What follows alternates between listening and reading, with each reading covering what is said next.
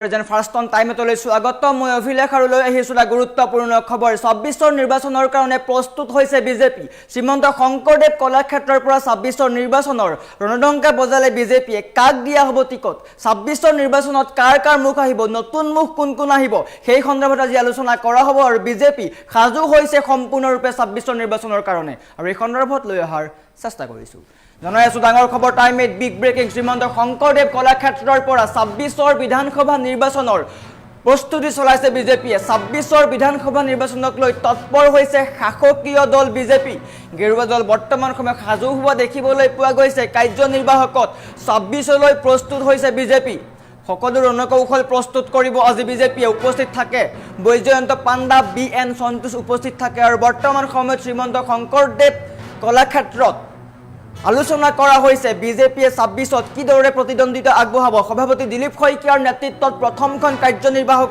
বৈঠক অনুষ্ঠিত হৈছে আজি কাৰ্যনিৰ্বাহকত আগন্তুক নিৰ্বাচনৰ ৰণনীতি প্ৰস্তুত কৰিব বিজেপিয়ে কিদৰে প্ৰস্তুত কৰিব কংগ্ৰেছৰ বিৰুদ্ধে কিদৰে যুঁজত নামিব তাক লৈ আজি আলোচনা হ'ব ২৬ৰ বিধানসভা নিৰ্বাচনৰ টিকট সন্দৰ্ভতো বৈঠকত আলোচনা কৰা হ'ব জল্পনা কল্পনা অন্তৰ পৰিব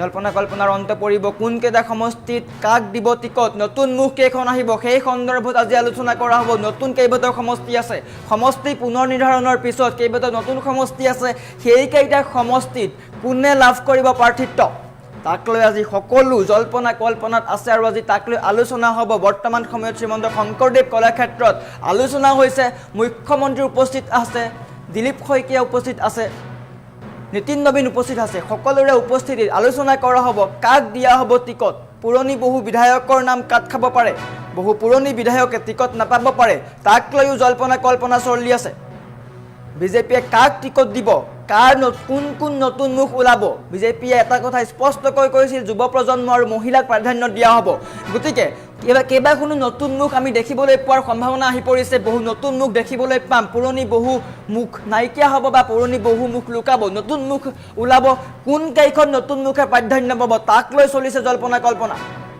বৰ্তমান সময়ত চলি আছে শ্ৰীমন্ত শংকৰদেৱ কলাক্ষেত্ৰত আলোচনা ২৬ৰ বিধানসভা নিৰ্বাচনৰ ৰণডংকা বিজেপিয়ে বজালে ২৬ত নিৰ্বাচনত যুঁজিবলৈ সম্পূৰ্ণৰূপে সাজু হৈছে বিজেপি সম্পূৰ্ণৰূপে প্ৰস্তুত হৈছে বিজেপিয়ে ইতিমধ্যে আত্মবিশ্বাসী হৈ আছে ৰাজ্যৰ উন্নয়ন আৰু ৰাজ্যৰ জনতা বিজেপিৰ পক্ষত আছে আৰু বৰ্তমান সময়ত বিজেপি আত্মবিশ্বাসী হৈছে যে ২৬ৰ নিৰ্বাচনৰ ৰণডংকা বজাব বিজেপিয়ে ২৬ৰ গাদী বিজেপিয়ে দখল কৰিব অসমত পুনৰ এবাৰ দ্বিতীয়বাৰলৈ মুখ্যমন্ত্ৰী হ'ব ডক্টৰ হিমন্ত বিশ্ব শৰ্মা তাক লৈ আত্মবিশ্বাসী হৈ আছে আৰু বিজেপিয়ে আৰম্ভ কৰিছে নিৰ্বাচনী কুচকাৱাজ প্ৰস্তুত কৰিছে ৰণকৌশল ২৬ৰ নিৰ্বাচনক লৈ সম্পূৰ্ণৰূপে সাজু হৈছে বিজেপি আৰু বৰ্তমান সময়ত ২৬ৰ বিধানসভা নিৰ্বাচনৰ ৰণডংকা বজালে বিজেপি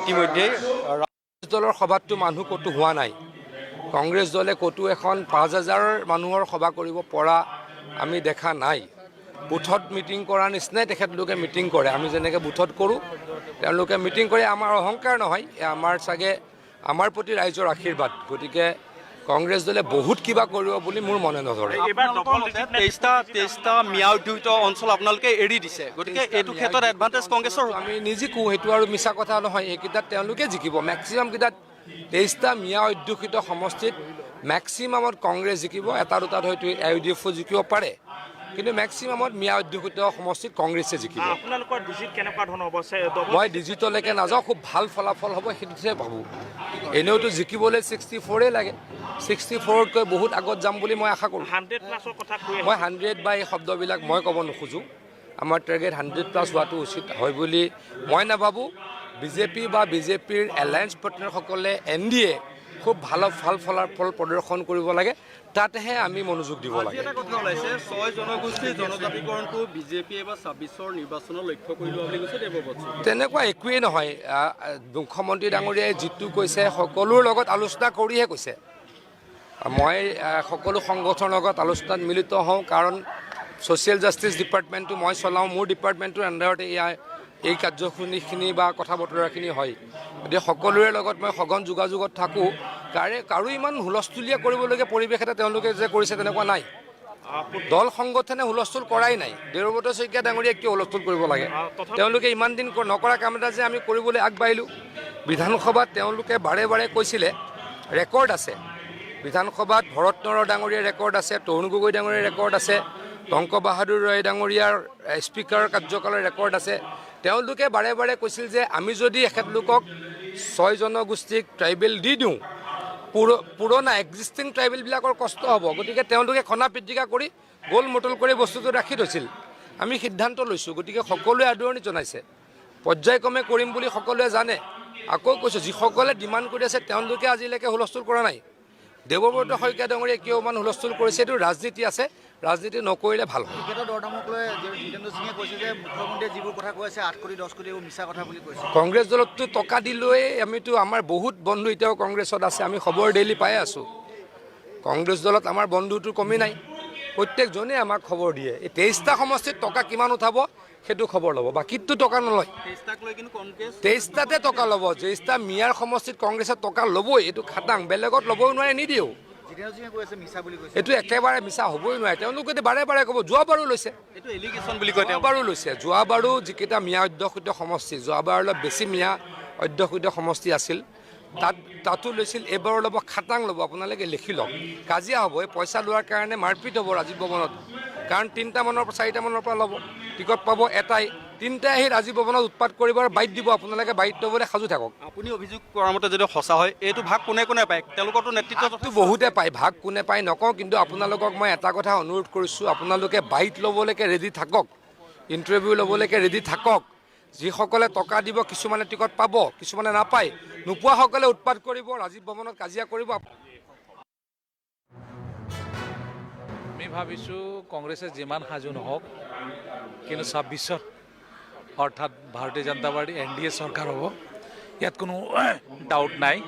কাৰণ আমি যেনেধৰণে কাম কৰিছোঁ, আজি মই ডিব্ৰুগড়ৰ পৰা আপুনি জানে যে নামৰূপ সাৰ কাৰখানা, মই পাৰ্লিয়ামেণ্টত কেইবাবাৰো এই বিষয়ে উত্থাপন কৰিছোঁ, নামৰূপ 4ৰ্থ গুৰুত্ব হ'ব লাগে, কিন্তু সম্ভৱ নহ'ল। অসমৰে কোনোবা এজন ব্যক্তি সেই বিভাগৰ মন্ত্ৰী হৈও সম্ভৱ নহ'ল। কিন্তু এতিয়া নামৰূপ সাৰ কাৰখানা হ'বলৈ গৈ আছে, ভূমি পূজন হৈ গ'ল।